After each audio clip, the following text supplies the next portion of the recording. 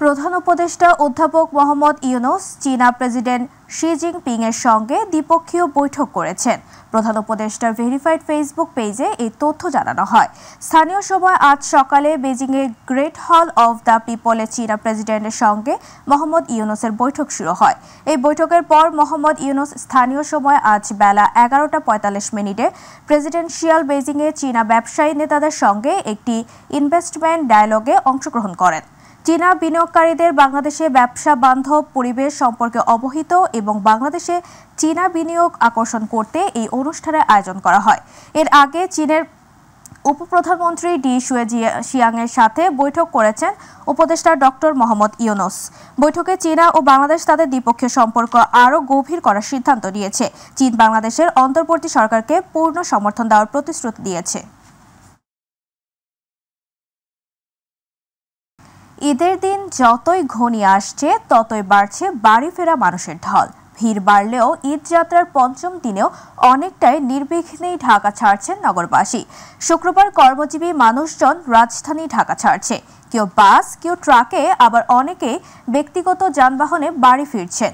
অনেকে আবার মহাসড়কের যানজটের ভোগান্তি থেকে রেহাই পেতে আগে থেকেই পরিবারের সদস্যদের বাড়ি পাঠিয়ে দিচ্ছেন। মহাসড়কে কোথাও কোনো প্রকার ভোগান্তির শিকার হতে হচ্ছে না তাদের। এবারের ঈদের টানা 9 দিনের ছুটি শুরু হয়েছে আজ। যদিও লম্বা ছুটি এবং সার্বিক ব্যবস্থাপনায় যাত্রীরা বাড়তি দুর্ভোগ ছাড়াই ছুটে যাচ্ছেন আপনজনদের কাছে। দর্শক, ঈদ যাত্রার সবশেষ পরিস্থিতি জানতে এই মুহূর্তে যাচ্ছি রাজধানী কমলাপুর রেলওয়ে স্টেশনে। সেখানে আছেন সহকর্মী SM আরিফ, যুক্ত হচ্ছি তার সাথে। আরিফ, ঈদ যাত্রায় আজকের চিত্র কেমন দেখছেন আমাদের জানাবেন। তাবাসসুম, এবার দীর্ঘ সময়ের কিন্তু ছুটি রয়েছে। প্রায় যদি বৃহস্পতিবার অনেকেই কিন্তু একদিনের ছুটি নিয়েছেন এবং সেই কারণে কিন্তু দীর্ঘ 11 দিনের ছুটি মিলেছে। সেই কারণে এই যে এবারে ঈদ যাত্রা কিন্তু যেটি সবসময় আমরা দেখি যে একটু ভোগান্তি থাকে ঈদ যাত্রায় যাওয়ার সময়, অনেকেই আসলে টিকিট পান না, অনেকেই আবার দীর্ঘ জ্যামে পড়েন। এরকম নানা ধরনের ভোগান্তি আমরা কিন্তু প্রতিবার ঈদে কিছু না কিছু সময় শুনতে পাই। তবে এবার একদমই আলাদা। এবার ঈদ যাত্রা শুরু হয়েছে বুধবার থেকেই। অনেকেই যেটা 26শে মার্চের ছুটি, সেইখান পরের দিনে বৃহস্পতিবার কিন্তু ছুটি নিয়েছেন। সে কারণে কিন্তু বুধবার থেকে ঈদ যাত্রা শুরু হয়ে গেছে মানুষের। আজকে যদি সেটিকে বলি তাহলে আজকে কিন্তু আসলে ঈদের যে যাত্রা সেটি যদি ধরা হয় তাহলে প্রায় তৃতীয় দিন চলতেছে, শুক্রবার আজকে।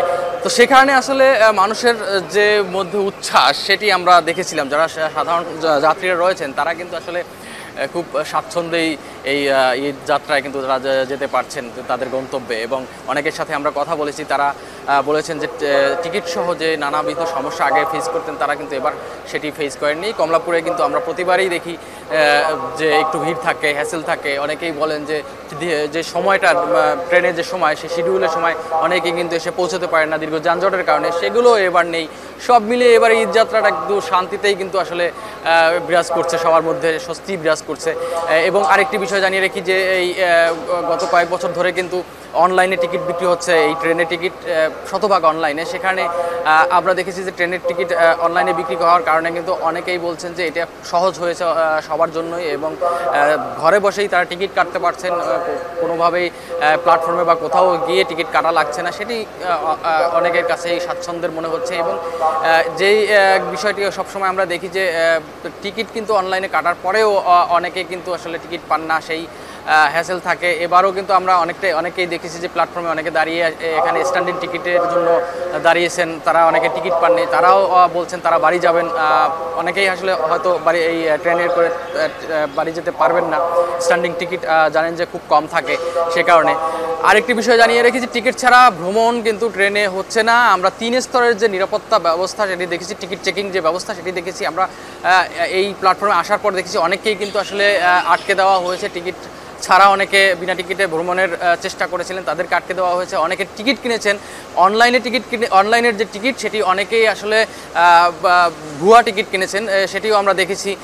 অনেকে ফেসবুক থেকে ভুয়া টিকিট কিনেছেন, এরকম অনেকেই কিন্তু আটকে দিয়েছে। এই যে এখানে যারা প্ল্যাটফর্মে টিকিট চেকার রয়েছেন তারা আটকে দিয়েছেন এবং তারা বলছেন যারা এই ভুক্তভোগী টিকিট কিনে কিন্তু প্রতারিত হয়েছেন, তারা আমাদেরকে যেটি জানিয়েছেন তারা আসলে অনলাইনে টিকিট কাটতে না পেরে ফেসবুকে অনেকেই আসলে এরকম লোভনীয় অফার দিয়েছেন, টিকিট রয়েছেন এমন বলে কিন্তু অফার দিয়েছেন, তাদের কাছ থেকে টিকিট নিয়ে কিন্তু তারা কিন্তু এই হ্যাসেলটি পোহাচ্ছেন এবং তাদেরকে কিন্তু আসলে আটকে দেওয়া হয়েছে টিকিট চেকিংয়ের মাধ্যমে। তো সব মিলিয়ে আসলে ঈদ যাত্রা এবার শান্তিরই হচ্ছে, যেটা বলা হচ্ছে স্বপ্ন বাড়ি যাওয়ার, সেই বাড়িতে স্বপ্ন বাড়ি যাচ্ছে অনেকের হয়তো একটু সমস্যা হচ্ছে। সব মিলিয়ে এবার ঈদের যাত্রাটা আসলে ভালোই হচ্ছে, এই ট্রেনে যারা ঈদের যাত্রায় যাচ্ছেন। তো এই ছিল আমার কাছে আসলে সর্বশেষ এখান থেকে। আরিফ, আপনাকে ধন্যবাদ। দর্শক, এবার ঈদ যাত্রার পরিস্থিতি জানতে এই মুহূর্তে যাচ্ছি রাজধানী কল্যাণপুর বাস স্ট্যান্ডে। সেখানে আছেন সহকর্মী আফজাল হোসেন, যুক্ত হচ্ছে তার সাথে। আফজাল, নারী টানে বাড়ি ফিরতে শুরু করেছে রাজধানীবাসী, তো ঘরমুখো মানুষের ঈদ যাত্রায় আজকের চিত্র কেমন দেখছেন আমাদের জানাবেন।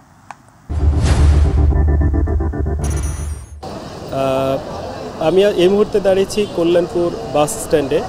এখান থেকে আপনি জানেন উত্তরাঞ্চলের যতগুলো বাস আছে, বিশেষ করে রংপুর এবং রাজশাহী বিভাগের, সেই বাসগুলো মূলত বেশিরভাগই কল্যাণপুর থেকে ছেড়ে যায়। সকাল থেকে এসে যেটা দেখেছি, এখানে যাত্রীদের যে উপচে পড়া ভিড় প্রতিবার দেখা যায়, সেই রকম কোনো ভিড় লক্ষ্য করা যায়নি। বাস কাউন্টারে কথা বলেছি, সেখানে তারা জানিয়েছেন বাসগুলো ফাঁকা যাচ্ছে না, তবে উপচে পড়া যে ভিড় বরাবর দেখা যায়, একেবারে অনেক সময় দাঁড়িয়ে যেতে হয় দীর্ঘ রাস্তা, সেরকম পরিস্থিতি এবার একেবারেই দেখা যায়নি। যাত্রীদের সাথে কথা বলে যেটা জেনেছি, টিকিট কিনতে তাদের ভোগান্তি পোহাতে হয়নি।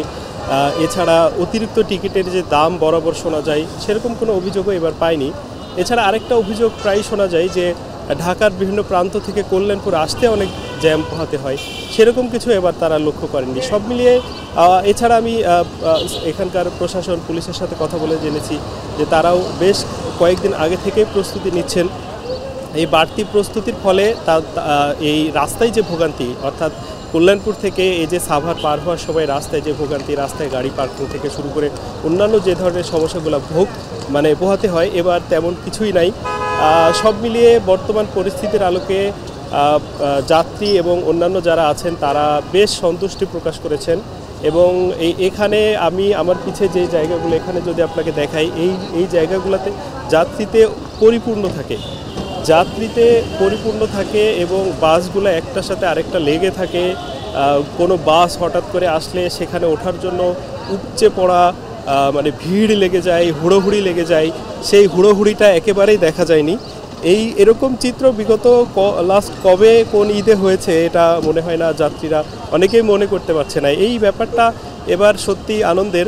এবং আপনি দেখছেন যে যাত্রীরা বিভিন্ন বাসে উঠছেন এবং তাদের সাথে কথা বলে আরও যেটা জেনেছি যে টিকিট পেতে ভোগান্তি নাই। অনেক কাউন্টারে এসে টিকিট পাচ্ছেন, যেটা আগের সময়ে দেখা যেত টিকিটগুলা বেশি বিক্রয় হয়ে যেত আগে থেকেই, এখানে এসে কোনো রকমের টিকিট পাওয়া যেত না, সেরকম পরিস্থিতিও এবার নেই। এবার যে যার মতো টিকিট পাচ্ছেন, এমনকি কাউন্টারে এসে আজকে টিকিট পাওয়া যাচ্ছে। এই ব্যাপারটা বেশ চমকপ্রদই বলা যায়। সব মিলিয়ে এবারের ঈদ যাত্রাটা ভোগান্তিবিহীনই বলছেন। তবে সব কিছুর পরে পরিবারের সাথে ঈদ কাটিয়ে আবার নিরাপদে যেন তারা ঘরে ফিরতে পারেন, তেমনটা যাত্রীদের সবারই প্রত্যাশা। এবং এখানে কাউন্টারে যারা আছেন তারাও বলছেন এবার যাত্রীদেরকে নিরবিচ্ছিন্ন সেবা দিতে পেরে তারা ভীষণ খুশি। এবং স্থানীয় যারা আছেন, সংশ্লিষ্ট যারা আছেন, তারা সবাই বলছেন যে তারা খুশি। এই বিষয়টাই ছিল এখন কল্যাণপুরে আমার সবশেষ পরিস্থিতির বর্ণনা। আফজাল, আপনাকে ধন্যবাদ। অভ্যুত্থানের পর প্রথম ঈদ, কয়েক লাখ ঈদমুখ মানুষ বরণে প্রস্তুত দক্ষিণাঞ্চল। শেষ মুহূর্তে যাতায়াতে যুক্ত হচ্ছে বাস, লঞ্চ সহ কয়েক হাজার গণপরিবহন। দীর্ঘ ছুটিতে শক্ত অবস্থানে থাকবে আইন শৃঙ্খলা বাহিনী।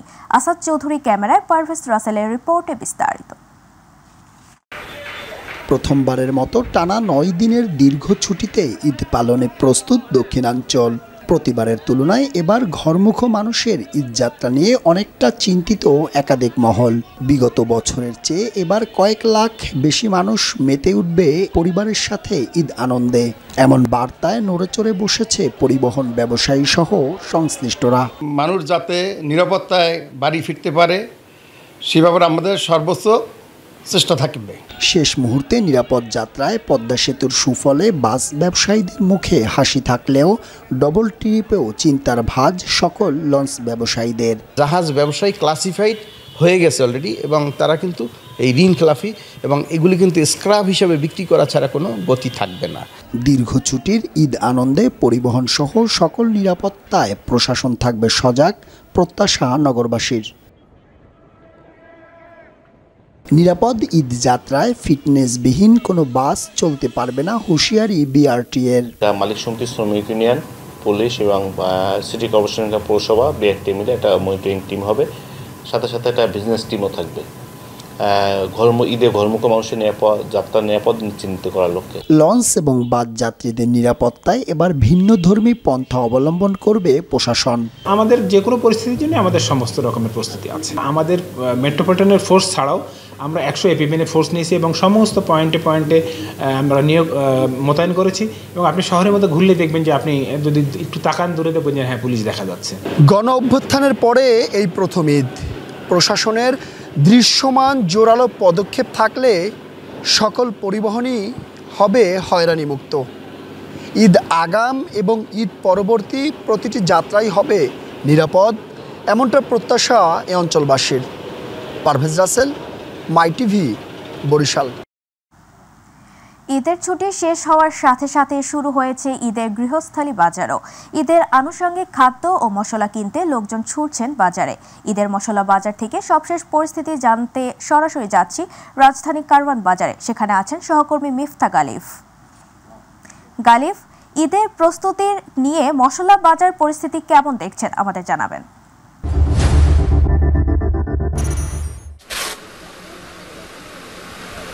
ধন্যবাদ তাবাসসুম। আপনি যেমনটি জানেন, ঈদকে ঘিরে অন্যান্য বছরের তুলনায় নিত্য প্রয়োজনীয় যে বাজারগুলোর যে দাম, এই দাম অন্যান্য সময় চড়া থাকলেও এই সময় এই বছর ক্রেতাদের মুখে স্বস্তি আসছে বলে জানায় আমাদের ক্রেতারা। বিশেষ করে অন্যান্য নিত্য প্রয়োজনীয় যে দামগুলো, এই দামগুলো মোটামুটি স্থিতিশীল আছে। বিশেষ করে ঈদকে ঘিরে সেমাই, চিনি এবং মশলা জাতীয় যে দামগুলো, এগুলো অন্যান্য বছরের তুলনায় কিছুটা কমেছে। বিশেষ করে আপনি যদি জেনে থাকবেন যে আমাদের সেমাই প্রতি কেজিতে 20 থেকে 50 টাকা দর পর্যন্ত কমেছে। এছাড়া চিনির দাম কমে গিয়েছে 10 থেকে 15 টাকা।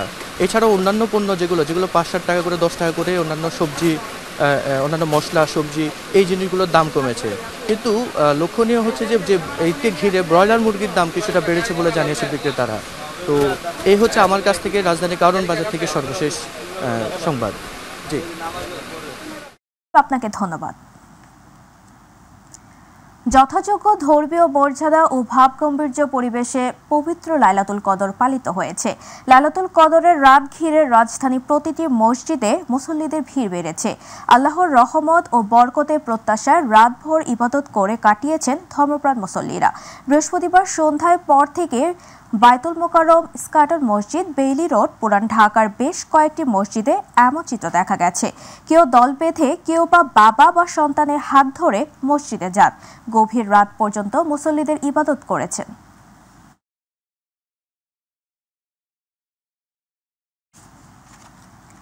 ঈদ উল ফিতর ঘিরে জমে উঠেছে জায়নামাজ, টুপি, তসবিহ সহ বিভিন্ন ফ্লেভারের সুগন্ধির দোকানগুলো। রাজধানীর বিভিন্ন বিপণী বিতানগুলোর পাশাপাশি মুসলিম ঐতিহ্যের সাথে সম্পর্কিত এসব পণ্য কিনতে ভিড় জমাচ্ছেন ক্রেতারা।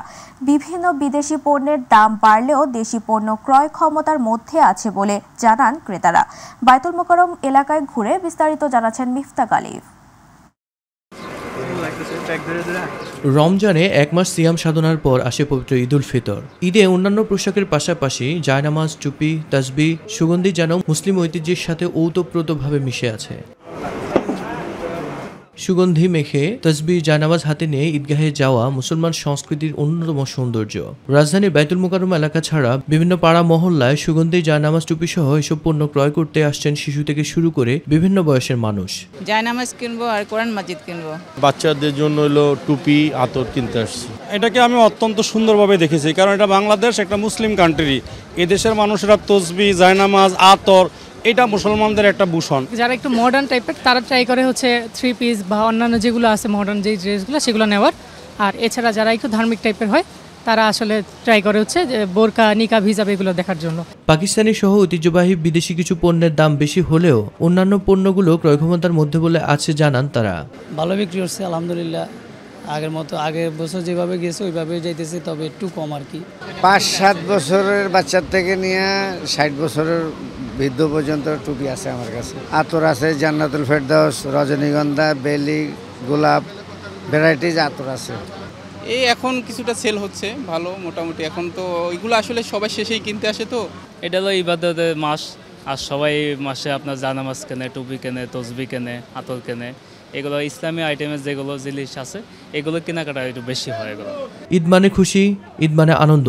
মুসলমানদের এই সংস্কৃতিকে পূর্ণতা দিতেই যেন ক্ষুদ্র প্রয়াস এসব ক্রেতাদের। তসবি টুপির সুগন্ধি ছাড়া মুসলমানদের ঈদুল ফিতর যেন অসম্পূর্ণ রয়ে যায়। যে অসম্পূর্ণ কাজকে সম্পন্ন করার জন্য রাজধানীর বিভিন্ন বিপণী বিতানগুলোর পাশাপাশি এই মার্কেটগুলোতেও ক্রেতারা ভিড় জমাচ্ছে। তারা আতর, সুগন্ধি, জায়নামাজ এবং তসবি কিনছেন। এই সুন্দর সংস্কৃতিকে তাদের ফুটিয়ে তোলার জন্য তাদের এই ক্ষুদ্র প্রয়াস। বাইতুল মোকাররম থেকে মিফতা গালিব, মাই টিভি। ভোলার চরফ্যাশনে ভূগর্ভস্থ পানির স্তর নেমে যাওয়ায় পৌরসভা সহ প্রত্যন্ত গ্রাম জুড়ে অকেজো হয়ে পড়েছে গভীর নলকূপগুলো। পানির সংকটের কারণে পৌরসভার বাসা ছেড়ে অন্যত্র সরে যেতে বাধ্য হচ্ছে অনেক পরিবার। অপরিকল্পিতভাবে জলাশয় ভরাটের ফলে এমনটা হতে পারে বলে মনে করছে জনস্বাস্থ্য প্রকৌশল অধিদপ্তর। ভোলার চরফ্যাশন প্রতিনিধি শাহাবুদ্দিন হাওলাদারের রিপোর্ট, বিস্তারিত জানাচ্ছেন ইলিয়াস কমল। ভোলার চরফ্যাশন উপজেলার পৌরসভা সহ 21টি ইউনিয়নে সরকারি উদ্যোগে 10,073টি গভীর নলকূপ স্থাপন করা হয়েছে, যার মধ্যে 222টি নলকূপ বর্তমানে অকেজো। এসবের পাশাপাশি ব্যক্তি উদ্যোগে এখানে আরও 40,000-এর বেশি নলকূপ স্থাপন করা হয়েছে। কিন্তু উপজেলায় সরকারি বেসরকারি অর্ধলক্ষ গভীর নলকূপে মিলছে না পানি। গভীর নলকূপে পানি না ওঠায় বিপাকে পড়েছেন কৃষকেরা। একই রকম পরিস্থিতি পৌরসভায় বসবাসকারী নাগরিকদেরও। পাশাপাশি প্রত্যাশিত পানি না পেয়ে বাসা ছেড়ে অন্যত্র সরে যেতে বাধ্য হচ্ছে অনেক পরিবার। আমাদের টিউবওয়েলে পানি ওঠে না, তাই আমরা রান্না বান্নার কাজে পুকুরের পানি ব্যবহার করি। এতে নানান ধরনের রোগ জীবাণু হওয়ার সম্ভাবনা, কিন্তু কি করব, বাধ্যতামূলকভাবেই পানি আমাদের ব্যবহার করতে হয়। আমরা শুনলাম যে ডিপ টিউবওয়েলের কারণে যে মৌসুমে যে চাষাবাদ করা হয় সেই জন্য পানির লেয়ার কমে গেছে, এই জন্য পানি ওঠে না। দীর্ঘ 25-30 বছরে কলের অনাগল পানি পড়ছে। এই অনাগল পানি গেছে রিসেন্টলি পানিগুলি পড়তো, আর এখন এই মাস 2-3 বার ধরে পানি অটোমেটিক পানি বন্ধ হয়ে গেছে। কম ওঠে কেন এটা আমরা বলতে পারি না, আমাদের পানি অনেক কমে ওঠে, এখন আমাদের অনেক অসুবিধা হচ্ছে। আমাদের বাড়িতে কল আছে, কিন্তু এই নলকূপ বনের পর থেকে আমাদের কলে সমস্যা দিয়েছে, তাই জন্য আমরা এত দূরে আসছি পানি নিয়ে। গভীর নলকূপে পানি না ওঠায় উপজেলাব্যাপী বিশুদ্ধ পানির সংকট দেখা দিয়েছে। ফলে নিম্ন আয়ের মানুষ পুকুর জলাশয়ের জমাট পানি ব্যবহারের দিকে ঝুঁকছে। এতে করে শুষ্ক মৌসুমে ডায়রিয়া, আমাশয়ের মতো পানিবাহিত রোগ মহামারী আকারে ছড়াতে পারে বলে সতর্ক করেছে উপজেলা স্বাস্থ্য বিভাগ। মানুষ যদি বিশুদ্ধ পানি না পেয়ে যদি পুকুরে পানি গ্রহণ করে, সেটা তো বিশুদ্ধ স্বাভাবিক, আমরা সবাই জানি। তো বিশুদ্ধ পানি নয়, তো এই অপরিষ্কার পানি পান করার জন্য পানিবাহিত যে সব রোগগুলো এগুলো হতে পারে। অপরিকল্পিতভাবে খাল, পুকুর, জলাশয় ভরাট ও অননুমোদিত সেচে অতিরিক্ত সংখ্যায় সাবমার্সিবল পাম্প ব্যবহারে এমনটা হতে পারে মনে করছে জনস্বাস্থ্য প্রকৌশল অধিদপ্তর। যদি পর্যাপ্ত বৃষ্টি হয়, বৃষ্টি হলে তাহলে পানির লেভেলটা উপরে উঠে আসবে। এইটা হলো একটা বড় বিষয়। আর হলো যে যতটা পারা যায় যে মানে ভূগর্ভস্থ পানির ব্যবহারটা কমানো। পানির সমস্যা দূর করে সেচ ও বসতঘরে পানি সংকটের সমাধানে সরকার কার্যকর পদক্ষেপ নেবে, এমনটাই প্রত্যাশা স্থানীয়দের। ইলিয়াস কমল, মাই টিভি। মাদারীপুরে একের পর এক লোমহর্ষক খুনের ঘটনা ঘটছে। বালুর ব্যবসার বিরোধ ও আধিপত্য নিয়ে সংঘর্ষ এবং প্রতিপক্ষের হামলায় ঝরছে প্রাণ। সংঘর্ষের মাঝে পড়ে মারা যাচ্ছে সাধারণ মানুষও। এতে বাড়ছে আতঙ্ক, তৈরি হয়েছে উদ্বেগ, উৎকণ্ঠা। যদিও এমন অপরাধ থামাতে কঠোর অবস্থানের কথা জানায় প্রশাসন। প্রতিনিধি মাসুদুর রহমান সর্দারের রিপোর্ট, জানাচ্ছেন আতিকুর রহমান তিতাস। এলাকার আধিপত্য বিস্তার ও বালু ব্যবসা নিয়ে বিরোধ হয় মাদারীপুর সদর উপজেলার সাইফুল সর্দার ও প্রতিবেশী শাহজাহান খানের। এরই জেরে গত 8 মার্চ সকালে মসজিদের ভেতর ঢুকে কুপিয়ে হত্যা করা হয় সাইফুল ও তার বড় ভাই আতাউর সর্দারকে। পরে হাসপাতালে চিকিৎসাধীন অবস্থায় মারা যায় সাইফুলের চাচাতো ভাই পলাশ ও প্রতিবেশী তাজেল হাওলাদার। লুটপাট করে পুড়িয়ে দেওয়া হয় নিহতদের ঘরবাড়ি। এদিকে 27 ডিসেম্বর ভোরে কুপিয়ে হত্যা করা হয় ইউপি সদস্য আক্তার শিকদার ও তার ছেলে মারুফ এবং সিরাজ চৌকিদারকে। স্বজনদের অভিযোগ, আধিপত্য বিস্তারের জেরেই এই হত্যাকাণ্ড। এমন ঘটনায় আতঙ্কে বাসিন্দারা। দোকানদারি করতে না ঠিক মতন, বাজার আইতারি না, আবার আমাকে সন্ধ্যার আগে দোকান বন্ধ করে যাওয়া লাগে। যে আসামি হেউ পলায়, যে আসামিরা হেউ পলায়, এই জন্য সমস্যা, বাজারঘাটের অনেক সমস্যা, দোকানপাট বন্ধ। ছোটবেলায় শুনতাম ডাকাতি হইতে, সেটা কিন্তু দেখিনি। ইদানিং 2-3টা ঘটনা ঘটে গেল। এর আগে ডাকাতি হইলো এলাকায়, এরপরে আবার মার্ডার হইলো। এই কারণে লোকজন আতঙ্কে আসে না। অপরাধী যেন কোনো সাজা না পায়, যারা আসল অপরাধ তারাই সাজা পাবে, এটাই আর কি। পুলিশ বলছে এমন হত্যাকাণ্ডে জড়িতদের ধরতে নিয়মিত চলছে অভিযান। অপরাধ কমাতে বাড়ানো হয়েছে টহলও। জেলা পুলিশের তথ্য মতে গত 1 বছরে জেলার 5টি উপজেলায় 52টি হত্যাকাণ্ডের ঘটনা ঘটেছে। যে সব জায়গায় আছে পসিবল সব জায়গায় আমরা অভিযান চালাচ্ছি বা আমরা খোঁজখবর নিচ্ছি। আমরা আশা করছি যে অচিরেই আরও কিছু সংখ্যক আসামিকে আমরা গ্রেপ্তার করে আইনের আওতায় আনতে সমর্থ হব। এসব ঘটনায় গ্রেপ্তারকৃতরা জামিন যেন না পেতে পারে সে ব্যাপারে রাষ্ট্রীয় কৌশলীদের নির্দেশনা দেওয়া হয়েছে বলে জানান জেলা প্রশাসক। সরকারি যে কৌশলীরা রয়েছেন, পিপিরা রয়েছেন, এপিপিরা রয়েছেন, তাদেরকে আমরা এখন পর্যন্ত কঠোর নির্দেশনা দিয়েছি যাতে তারা সরকারবাদী মামলাগুলোতে তারা যেন সুন্দরভাবে আদালতে কন্টেস্ট করে এবং যেন আসামিরা যেন সহজে বের হয়ে যেতে না পারে এবং তারা যেন ন্যায় বিচার পেয়ে থাকে। আতিকুর রহমান তিতাস, মাই টিভি। এবার গ্রাম বাংলার খবর।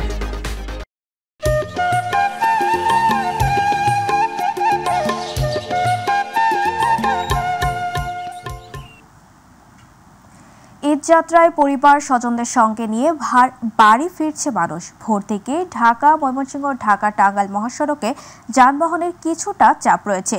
বিভিন্ন স্থানে গাড়ির চাপ থাকায় কিছুটা ধীর গতিতে চলছে যানবাহন।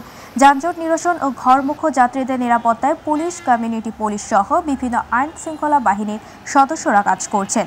গাড়ির সংখ্যা কয়েক গুণ বেড়ে যাওয়ায় ভোগড়া বাইপাস থেকে চন্দনা চৌরাস্তা, টঙ্গী চেলাগালি, গাজীপুরা পয়েন্ট দিয়ে যান চলাচল করছে ধীরগতিতে। এছাড়া যত্রতত্র গাড়ি পার্কিং, ইউটার্ন নেওয়া, যাত্রী ওঠানামার কারণে এই অবস্থার সৃষ্টি হয়েছে।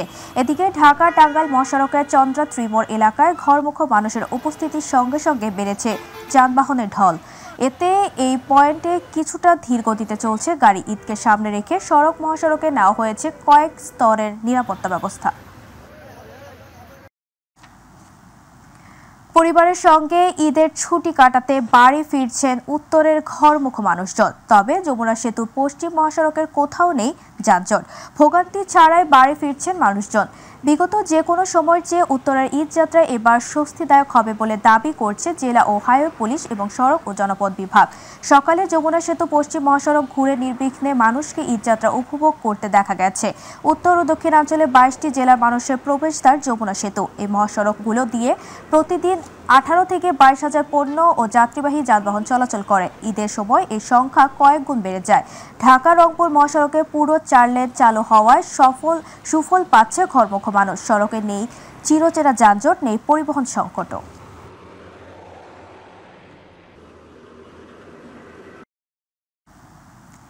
চট্টগ্রাম নগরী থেকে ঈদযাত্রায় যাত্রীদের কাছ থেকে অতিরিক্ত ভাড়া আদায়ের বিরুদ্ধে এবং যাত্রীদের যাত্রা নিরাপদ করতে অভিযান শুরু করেছে বাংলাদেশ সড়ক পরিবহন কর্তৃপক্ষ BRTA।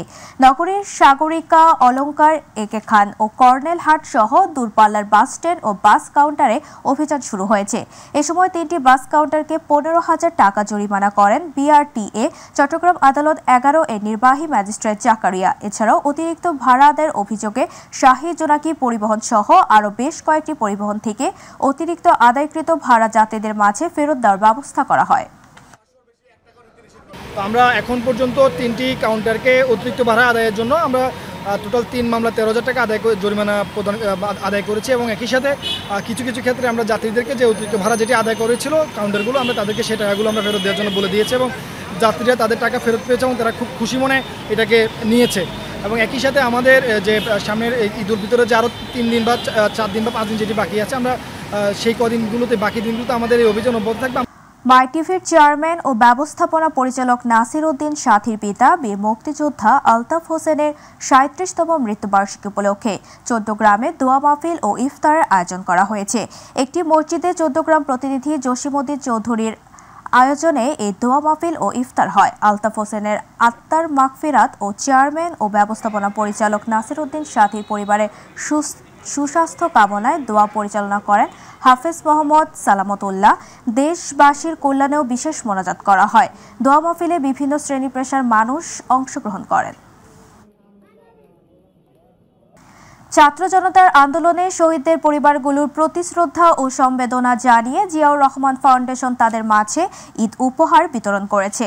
ফরিদপুর জেলা উপজেলার এই কার্যক্রম অব্যাহত থাকবে। বৃহস্পতিবার ফরিদপুর শহরে 4 জন শহীদ পরিবারের হাতে জিয়াউর রহমান ফাউন্ডেশনের উপহার সামগ্রী তুলে দেওয়া হয়। সদরের শহীদ 4 পরিবারগুলোর হল শামসুম মোল্লা, মোহাম্মদ জান শরীফ, কামরুল ইসলাম সেতু, সিরাজুল ব্যাপারীর পরিবার। উপহার সামগ্রী বিতরণ কার্যক্রমে উপস্থিত ছিলেন ফরিদপুর ড্যাবের সভাপতি ডক্টর মোস্তাফিজুর রহমান শামীম, জিয়াউর রহমান ফাউন্ডেশনের ডক্টর আনারুল ইসলাম আনার সহ আরও অনেকে।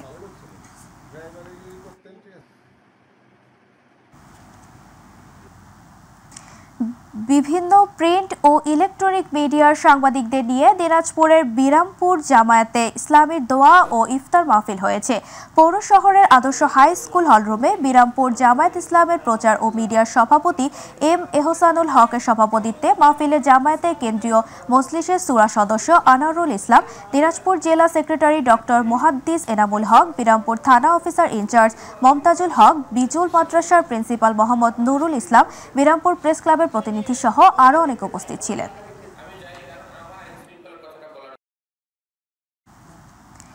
পবিত্র ঈদ উল ফিতর উপলক্ষে টাঙ্গাইলের ধনবাড়িতে বাংলাদেশ আনসার ও গ্রাম প্রতিরক্ষা বাহিনীর অর্ধশতাধিক সদস্যদের মাঝে বাংলাদেশ আনসার ও গ্রাম প্রতিরক্ষা বাহিনীর মহাপরিচালক মেজর জেনারেল মোতালেব সাজ্জাদ মাহমুদুরের দেওয়া ঈদ উপহার বিতরণ করা হয়েছে।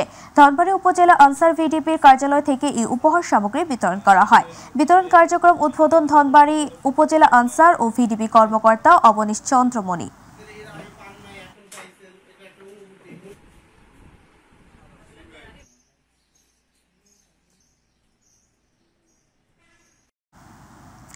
আশুলিয়ায় পবিত্র ঈদ উল ফিতর উপলক্ষে গরিব, অসহায় ও দুস্থদের মাঝে ঈদ উপহার সামগ্রী বিতরণ করা হয়েছে।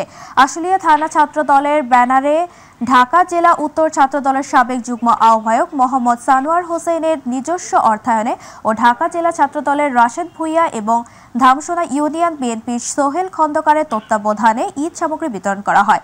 এ সময় কয়েকশো দুস্থ পরিবারের মাঝে সেমাই, চিনি, দুধ, চাউল সহ আরও অন্যান্য ঈদ সামগ্রী বিতরণ করা হয়।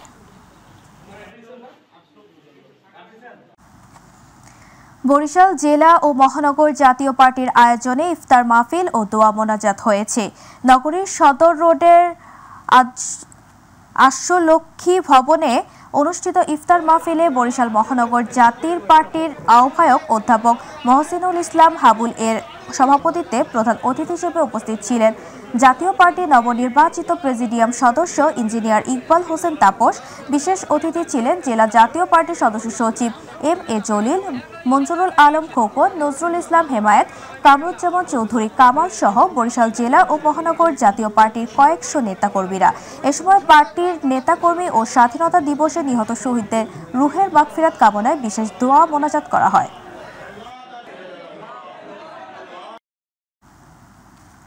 বরিশালে মাই টিভির পরিবারের আয়োজনে প্রতি বছরের ন্যায় এবছরও ইফতার দোয়া মোনাজাত হয়েছে। নগরীর কাউনিয়া হাউসিং জামে মসজিদে এই ইফতার অনুষ্ঠিত হয়। ইফতারের পূর্বে মসজিদের ইমাম হাফেজ মাওলানা মুফতি তানজিলুর রহমান, মাই টিভির চেয়ারম্যান ও ব্যবস্থাপনা পরিচালক নাসির উদ্দিন সাথীর মাতা এবং মাই টিভির প্রতিষ্ঠাতা চেয়ারম্যান মরহুমা মাতা ওমেদা বেগম, পিতা মরহুম আলতাফ হোসেন এর নামে বিশেষ দোয়া মোনাজাত ও এমডি নাসির উদ্দিন সাথী সহ পরিবারের সকলের সুস্থতা ও প্রতিষ্ঠাতার জন্য দোয়া করেন। এ সময় মাই টিভির Barishal office senior executive Murad Hossain, Barishal my টিভির রিপোর্টার পারভেজ রাসেল সহ স্থানীয় গণ্যমান্য রোজাদার মুসল্লিরা উপস্থিত ছিলেন।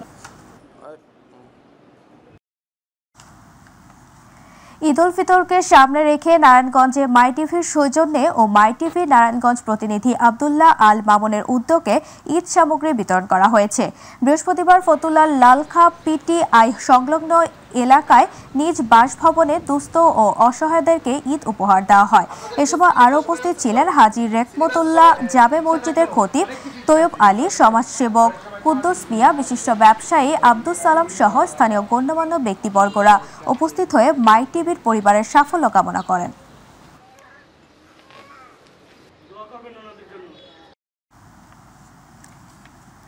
বিএনপি চেয়ারপারসন বেগম খালেদা জিয়ার রোগমুক্তি, সুস্বাস্থ্য কামনা ও দেশের কল্যাণ কামনায় বাগেরহাটের বিভিন্ন ইয়াতিমখানায় প্রায় 1000 ইয়াতিম শিশু ও শিক্ষকদের মাঝে ইফতার বিতরণ করেছেন বাগেরহাট জেলা বিএনপির সাবেক সভাপতি ও বর্তমান প্রধান সমন্বয়ক এম.এ. সালাম। বাগেরহাট ও কচুয়ার বিভিন্ন ইয়াতিমখানায় ইফতার সামগ্রী বিতরণের সময় অন্যান্যদের মধ্যে উপস্থিত ছিলেন জেলা বিএনপি নেতা সৈয়দ নাসির আহমেদ মালেক, আবুল কালাম আজাদ বুলু, জাতীয়তাবাদী স্বেচ্ছাসেবক দল বাগেরহাট জেলা সভাপতি জাহিদুল ইসলাম শান্ত, যুবদল নেতা আয়ুব আলী মোল্লা বাবু। পবিত্র মাহে রমজান উপলক্ষে রাজবাড়ী সদর উপজেলাধীন পাচুরিয়া, বরাট ও খানখানাপুর ইউনিয়ন বিএনপির যৌথ উদ্যোগে ইফতার ও দোয়া মাহফিল অনুষ্ঠিত হয়েছে। সদর উপজেলা বিএনপির আহ্বায়ক আবুল হোসেন গাজী সভাপতিত্বে প্রধান অতিথি ছিলেন কেন্দ্রীয় কৃষক দলের সহসভাপতি ও জেলা বিএনপির যুগ্ম আহ্বায়ক আসলাম মিয়া সহ অন্যান্যরা উপস্থিত ছিলেন। মহান স্বাধীনতা ও জাতীয় দিবস উপলক্ষে খুলনা বিআইডব্লিউটিএ লঞ্চ টার্মিনালে বানৌজা অপরাজেয় জনসাধারণের পরিদর্শনের জন্য উন্মুক্ত করা হয়েছে। জাহাজটিতে অধিনায়ক হিসেবে কর্মরত ছিলেন কমান্ডার এস.এম. এলমে আজম। এই জাহাজটি বাংলাদেশ নৌবাহিনীর পেট্রোল ক্রাফট জাহাজ সমূহের মধ্যে অন্যতম। জাহাজটি সমুদ্র অবস্থানকালে 360 ডিগ্রি এরিয়া কভার করে যুদ্ধ করতে সক্ষম। জাহাজে কর্মরত নাবিকরা আগত দর্শনার্থীদের জাহাজটির বিভিন্ন বিষয়ে অবগত করেন। এ সময় সাধারণ মানুষ জাহাজটি পরিদর্শন করেন এবং বাংলাদেশ নৌবাহিনীকে এই উদ্যোগ গ্রহণ করার জন্য ধন্যবাদ জানিয়েছে।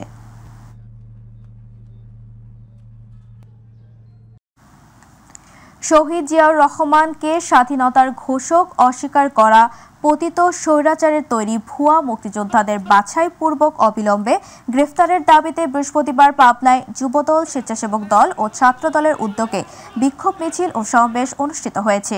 সমাবেশে বক্তব্য রাখেন জেলা বিএনপির আহ্বায়ক হাবিবুর রহমান হাবিব, সদস্য সচিব অ্যাডভোকেট মাসুদ খন্দকার সহ জেলা যুবদল, স্বেচ্ছাসেবক দল ও ছাত্রদল নেতৃবৃন্দ।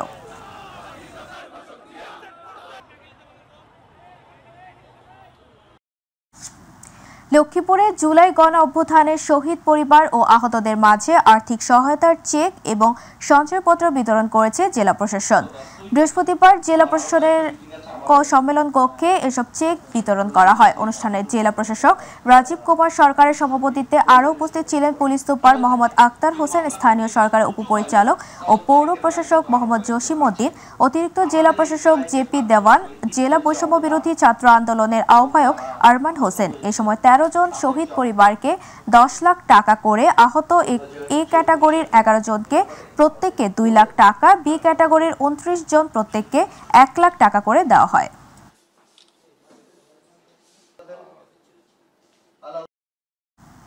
ব্রাহ্মণবাড়িয়ায় জুলাই আগস্ট গণ অভ্যুত্থানে আহতদের মাঝে আর্থিক অনুদানের চেক বিতরণ করেছে সদর উপজেলা প্রশাসন। বৃহস্পতিবার সদর উপজেলা নির্বাহী কর্মকর্তা কার্যালয়ে তালিকাভুক্ত আহতদের মধ্যে 6 জনকে চেক প্রদান করেন সদর উপজেলা নির্বাহী কর্মকর্তা সিফাত মোহাম্মদ ইশতিয়াক ভুইয়া। এ সময় সদর উপজেলা যুব উন্নয়ন কর্মকর্তা মুসলেউদ্দিন আহমেদ, সদর উপজেলা প্রশাসনিক কর্মকর্তা জয়নাল আবেদিন, উপপ্রশাসনিক কর্মকর্তা আব্দুল লতিফ সহ অন্যান্য কর্মকর্তারা উপস্থিত ছিলেন। পবিত্র মাহে রমজান উপলক্ষে পটুয়াখালী প্রেস ক্লাবের আয়োজনে দোয়া ও ইফতার মাহফিল অনুষ্ঠিত হয়েছে। বৃহস্পতিবার পটুয়াখালী প্রেস ক্লাবে ডক্টর আতহার উদ্দিন মিলনায়তনে এ দোয়া ও ইফতার মাহফিল অনুষ্ঠিত হয়। উক্ত দোয়া ও ইফতার মাহফিলে পটুয়াখালী প্রেস ক্লাবের সদস্য সচিব গোলাম রহমানের সঞ্চালনায় পটুয়াখালী প্রেস ক্লাবের আহ্বায়ক মোহাম্মদ জাকির হোসেনের সভাপতিত্বে প্রধান অতিথি বক্তব্য রাখেন আবু হাসনাত মোহাম্মদ আরেফিন, জেলা প্রশাসক পটুয়াখালী। বিশেষ অতিথি হিসেবে উপস্থিত ছিলেন সুপার মোহাম্মদ আনোয়ার জাহিদ, বাংলাদেশ জাতীয়তাবাদী দল কেন্দ্রীয় নির্বাহী কমিটির সদস্য হাসান আল মামুন, জেলা civil surgeon doctor Khaledur Rahman, Bangladesh জাতীয়তাবাদী দল বিএনপির পটুয়াখালী জেলা কমিটির সদস্য সচিব সেনহাংশু সরকার কুট্টি সহ পটুয়াখালী প্রেস ক্লাবের কার্যকরী কমিটির নেতৃবৃন্দ, অন্যান্য সদস্যগণ ও সুধীজন।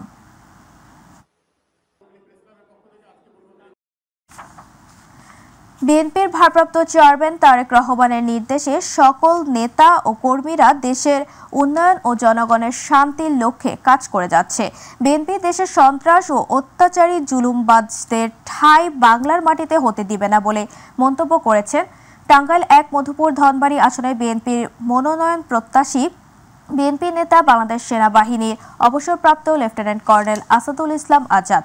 তিনি বৃহস্পতিবার টাঙ্গাইলের মধুপুর উপজেলা মির্জাবাড়ি ইউনিয়নের গোসাইবাড়ি ঈদগাহ মাঠে এলাকাবাসীর আয়োজনে দোয়া ও ইফতার মাহফিলে প্রধান অতিথির বক্তব্যে এসব কথা বলেন। এ সময় আরও বক্তব্য দেন মধুপুর উপজেলা বিএনপির সাবেক যুগ্ম আহ্বায়ক আবুল কালাম আজাদ, সাবেক যুগ্ম সম্পাদক আশরাফুল ইসলাম মাসুদ, উপজেলা বিএনপির মৎস্য বিষয়ক সম্পাদক সাবেক ইউপি সদস্য নুরুল আলম ও বিএনপি নেতা সাবেক ইউপি সদস্য আবুল কালাম আজাদ সহ আরো অনেকে। ইফতার অনুষ্ঠানে মধুপুর ও ধনবাড়ী উপজেলা বিএনপি ও পৌর বিএনপি নেতৃবৃন্দ সহ যুবদল, ছাত্রদল, কৃষক দল, মহিলা দল ও অন্যান্য সহযোগী অঙ্গ সংগঠনের নেতৃবৃন্দ উপস্থিত ছিলেন।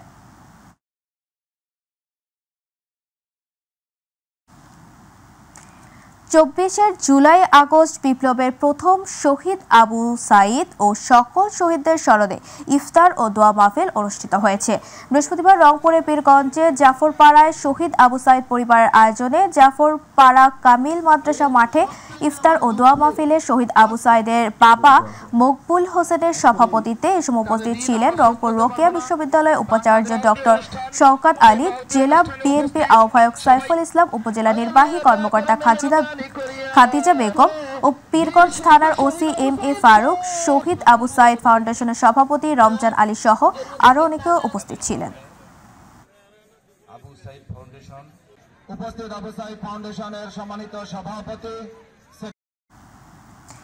বিএনপির চেয়ারপারসন বেগম খালেদা জিয়ার সুস্থতা কামনায় কুষ্টিয়ার কুমারখালীতে আলোচনা সভা, দোয়া ও ইফতার মাহফিল করেছে বিএনপি। বৃহস্পতিবার উপজেলার পান্টির ঢাসা বালিকা উচ্চ বিদ্যালয় মাঠে পান্টি ইউনিয়ন বিএনপির আয়োজনে অনুষ্ঠিত উক্ত কর্মসূচিতে প্রধান অতিথি ছিলেন বিএনপির চেয়ারপারসন উপদেষ্টা সাবেক সংসদ সদস্য সৈয়দ মেহেদী আহমেদ রুমি। পান্টি ইউনিয়ন বিএনপির সাধারণ সম্পাদক শেখ রেজাউল করিম মিলনের সভাপতিত্বে অনুষ্ঠিত এই আলোচনা সভা, দোয়া ও ইফতার মাহফিল উপজেলা বিএনপির সিনিয়র যুগ্ম আহ্বায়ক ও জেলা আইনজীবী সমিতির সাধারণ সম্পাদক অ্যাডভোকেট এস.এম. শাতিল মাহমুদ সহ বিএনপির বিভিন্ন পর্যায়ের নেতৃবৃন্দ, স্থানীয় সাধারণ মানুষ উপস্থিত ছিলেন। যারা বিএনপি করতে চায়, বিএনপিতে আসবে, আমাদের নেতৃবৃন্দকে বলবে আনেন তাদের, কিন্তু তাদেরকে পিছনের সারিতে বসতে দিই। আমি বঙ্গবন্ধুর কন্যা, আমি পালাতে জানি না, এই কথা বলার 3 দিনের মাথায় টুকটুক করে দৌড়ায় যায় হেলিকপ্টারে উঠে পালাইতে।